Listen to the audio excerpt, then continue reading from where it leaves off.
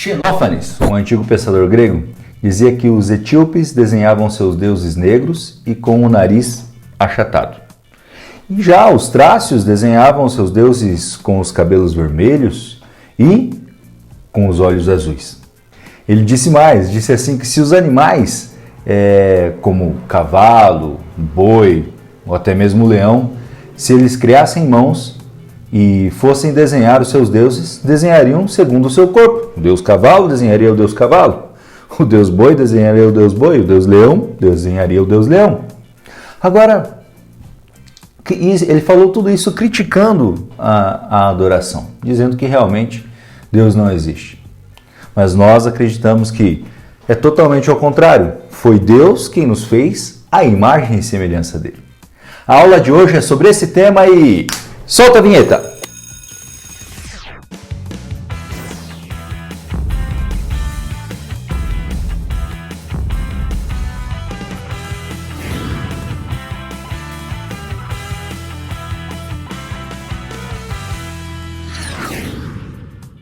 E daí, galera, tudo bem com vocês? É um grande prazer estar aqui com vocês mais uma vez e estar gravando esta aula incrível de ensino religioso.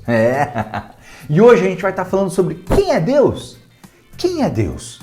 A Bíblia tem diversas passagens que ela trata Deus como Pai. Mas é claro que tem muita gente que, como eu, foi abandonado pelo seu pai, né? Quando era criança. Meu pai me abandonou quando eu tinha 7 anos. Só apareceu 7 anos depois, quando eu tinha 14 já. Mas é claro que nós não estamos nos referindo a esses pais. É claro que tem muita gente que tem dificuldade para associar a palavra pai coisas boas. Pelos seus pais terem abandonado, por pais que têm problemas talvez com bebida, pais que são violentos, pais que têm problemas com drogas e tantas coisas. Mas nós não estamos falando desse tipo de pai. A Bíblia, quando ela trata Deus como pai, é aquele pai que é responsável, aquele pai que ama o seu filho, aquele pai que realmente daria vida por seu filho. E Deus nos ama tanto que ele criou um grande plano, um plano maravilhoso. Deus sendo Deus, ele deu seu único filho, filho unigênito, para que morresse por nós, para que nós pudéssemos continuar sendo seus filhos. Já pensou? É esse tipo de pai que a gente vem falando. Deus é aquele tipo de pai que realmente dá vida pelos seus filhos. E, meus queridos, agora a Bíblia ela vem nos dizendo que nós temos que conhecer ao Pai.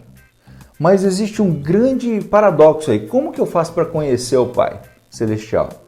Porque a Bíblia também ela tem vários textos que elas falam que é impossível nós conhecermos a Deus.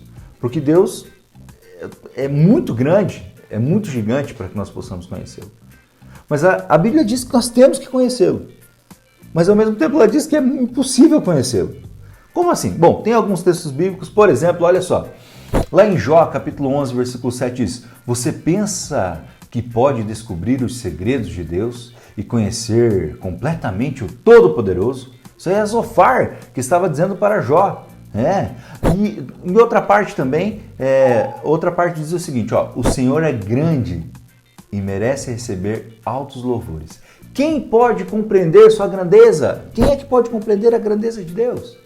E continuam alguns textos, várias coisas a gente pode encontrar. Por exemplo, em Salmo 147,5 diz: Deus, o Senhor nosso, é grande e poderoso. A sua sabedoria não pode ser medida. Como é que a gente vai medir a sabedoria de Deus? É totalmente impossível, não tem como. Agora, para concluir, meus queridos, Paulo, o grande filósofo Paulo, ele disse o seguinte, lá em Romanos capítulo 11, versículo 33, disse assim, ó, como são grandes as riquezas de Deus, como são profundos o seu conhecimento e a sua sabedoria. Quem pode explicar as suas decisões? Quem pode entender os seus planos?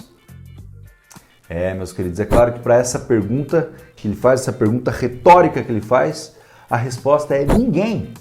Ninguém é capaz de conhecer os planos, entender a mente de Deus. Tentar conhecer a mente de Deus, meus queridos, é a mesma coisa que nós tentarmos colocar o oceano inteiro dentro de um copo d'água. Não vai entrar de jeito nenhum. É impossível compreender. Agora, a Bíblia, ao mesmo tempo, ela vem dizendo outras coisas. Por exemplo, em João, capítulo 17, versículo 3, ela diz assim, ó, E a vida eterna é esta, que eles conheçam a Ti, que és o único Deus verdadeiro, e conheçam também a Jesus Cristo, que enviaste ao mundo. Eita! E a Bíblia ainda continua, e o próprio Paulo também escreve ali aos Colossenses: desse modo vocês poderão viver como o Senhor quer e fazer sempre o que agrada a Ele.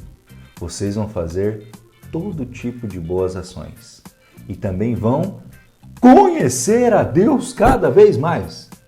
Conhecer a Deus cada vez mais. Você leu ali comigo? É isso que a Bíblia quer. Agora a Bíblia diz que nós temos que conhecer a Deus, que nós conhecermos a Deus é o que realmente vai nos dar a vida eterna, e ao mesmo tempo diz que não dá para conhecer a Deus. E agora, o que a gente faz?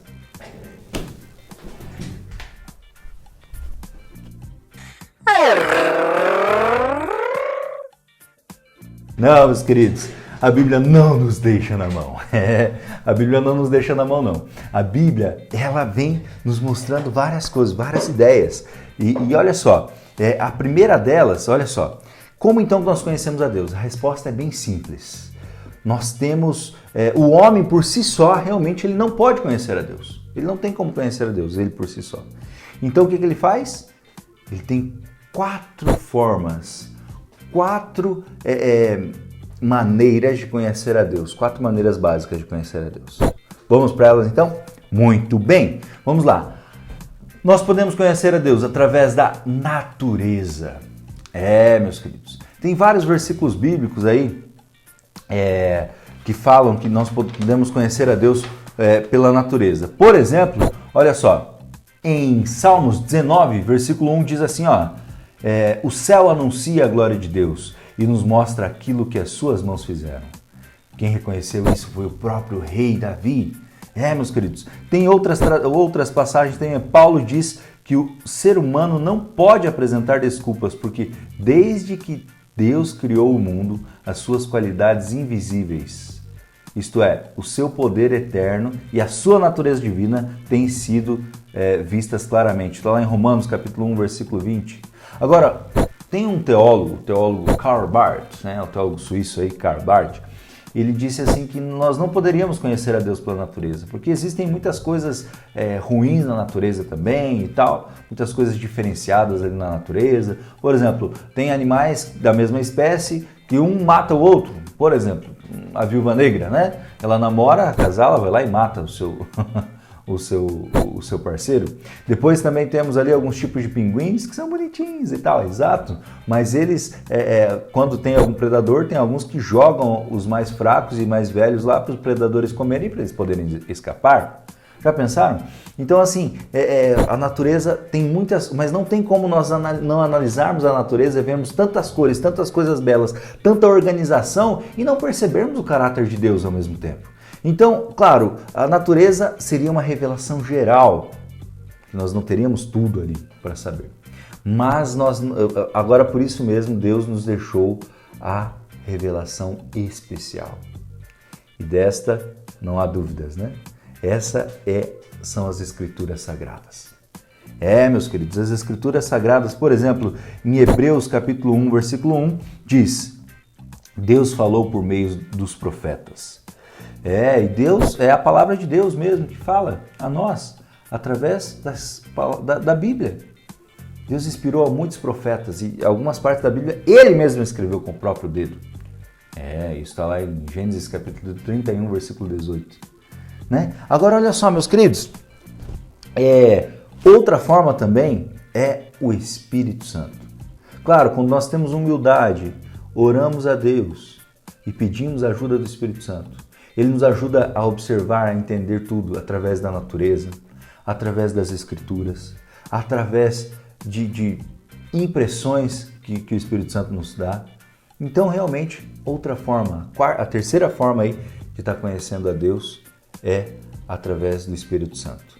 E a quarta e principal, na minha opinião, seria através da história da vida de Jesus. Jesus é Deus encarnado. Jesus, ele nos mostra que ele realmente é Deus. Inclusive, ele fala lá em João 10:30 que eu e o Pai somos um. Então ele realmente mostra. E ele diz o seguinte também em João capítulo 14, versículo 9, diz: quem me vê também vê o Pai. Então realmente Jesus é uma das maiores revelações. E é isso que eu quero que a gente entenda. Nós, por nós mesmos, o homem, por ele mesmo, ele não pode conhecer a Deus. Mostramos várias passagens bíblicas que dizem que o homem, por ele mesmo, não pode conhecer a Deus. Agora, por que a gente consegue conhecer a Deus? Porque Deus mesmo se dá a revelar pela natureza, pelas Escrituras, pelo Espírito Santo. E se deu da forma mais fantástica e mais espetacular do universo, que é através da encarnação de Cristo Jesus. Nós podemos ver isso. Agora, quem conhece a Cristo, conhece a Deus. Tudo isso que eu falei para vocês realmente é muito importante e é uma teoria muito fiel e real e verdadeira. Mas é só uma teoria. Porque nós vamos conhecer a Deus realmente quando nós olhamos a natureza e nos relacionamos com Cristo, com Deus. Nós olhamos as Escrituras e nos relacionamos com Deus. Nós pedimos a ajuda do Espírito Santo e nos relacionamos com Deus. Quando nós olhamos para toda a história da vida de Jesus e nos relacionamos com Deus. Assim, desta forma, funciona. Desta forma é que realmente Deus se revela para nós. A palavra religião significa religar e é uma religação que nós temos que ter com Deus. Que por causa do pecado, essa ligação foi perdida. E é por isso que nós temos que nos religar a Deus. Meus queridos, Deus é considerado por muitos como um Deus inflexível, vingativo, distante e que não está interessado no nosso bem-estar. Mas nós sabemos que o nosso Deus, Ele é justo, é misericordioso e é bondoso. Inclusive, a forma com que Ele se apresenta para a gente está aí, em Êxodo capítulo 34, versículo de 6 a 7, que diz exatamente isso, olha. Então Deus passou diante de Moisés e disse em voz alta: eu sou o Senhor, Deus eterno, eu tenho compaixão e misericórdia, não fico irado com facilidade. A minha fidelidade e o meu amor são tão grandes que não podem ser medidos. Cumpro a minha promessa a milhares de gerações e perdoo o mal e o pecado. Esse é o nosso Deus, meus queridos. Um Deus bondoso, um Deus amoroso, um Deus que faz de tudo pelo ser humano, um Deus que busca se relacionar com o ser humano e que quer fazer de tudo para se relacionar com você também. É um Deus que perdoa, um Deus que não fica irado com facilidade, um Deus que é fiel à sua palavra, um Deus que não muda. Eu quero servir a esse Deus e quero conhecê-lo cada vez mais. E você? Muito bem, meus queridos, que Deus abençoe a cada um de vocês. Sigam-nos nas nossas redes sociais, como você tem visto aí, e estudem muito, melhorem cada vez mais o seu conhecimento e principalmente o conhecimento de Deus, que é o mais importante do mundo. Deus abençoe você, sua família. Até a próxima aula e tchau, tchau!